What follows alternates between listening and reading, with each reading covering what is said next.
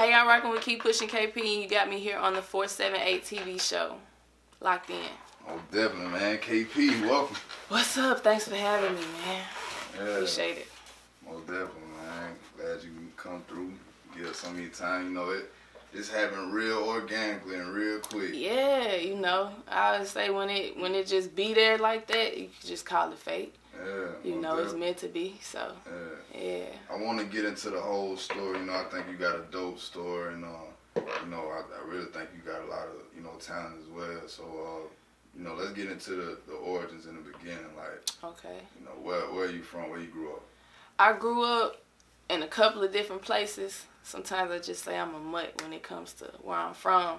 I was originally born in Mississippi, but I spent a lot of my childhood in Kentucky, St. Louis, and Memphis. So those are my stomping grounds. So it's a lot of those different cultures mixed into one with me. So, but when it comes to music, though, that all started in Kentucky.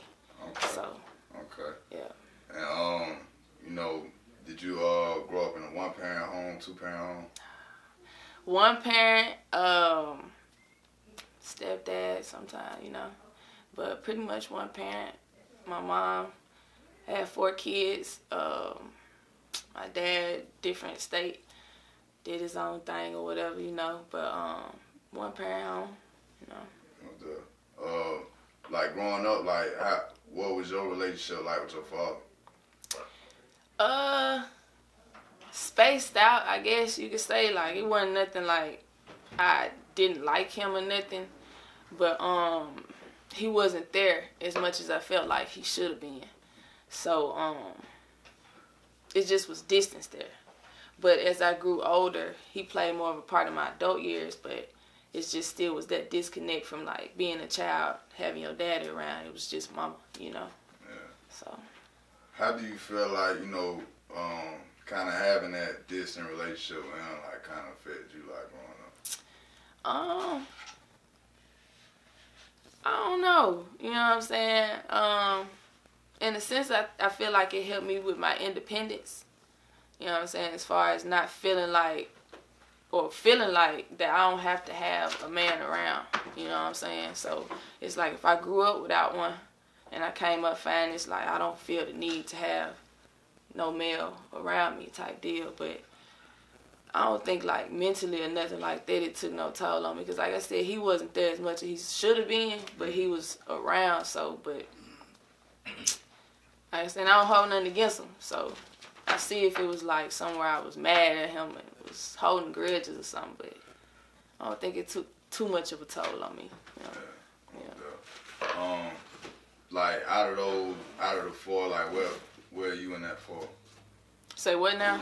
And, out of the 4 kids? Yeah, yes, see, my mama got 4, my dad a different story, but out of them 4, I'm the baby, okay. and I was his baby for the longest, but now he had another baby way down the line, so I got a baby brother. Okay. So, but I'm the baby on my mama kids. Okay. So like for the most part, you being the baby. Yeah. Of the family. Like how was it growing up, like being like the baby? Man, you get picked on by everybody. Me and my sister was fairly close, but I mean, it's just like everybody done went through they levels and stages, so they look at you like they could boss you around or whatever. So you grow up kind of more rebellious because people keep testing you. Grew up people testing you and stuff, picking on you and stuff. So you tend to be more defensive and stuff like that. But you know, it was fun for the most part. You know, I loved all my siblings. So yeah. Like growing up in Mississippi and then moving, like, you know, kind of explain, like, you know, the situation behind that, you know, and, you know, like the constant moving.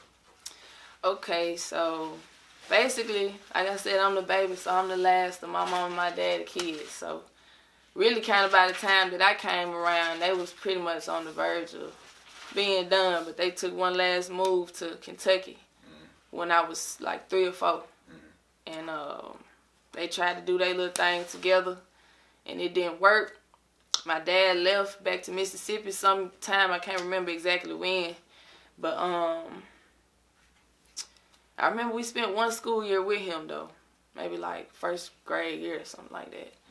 But back to Kentucky with my mama up until like 5th grade, you know, and then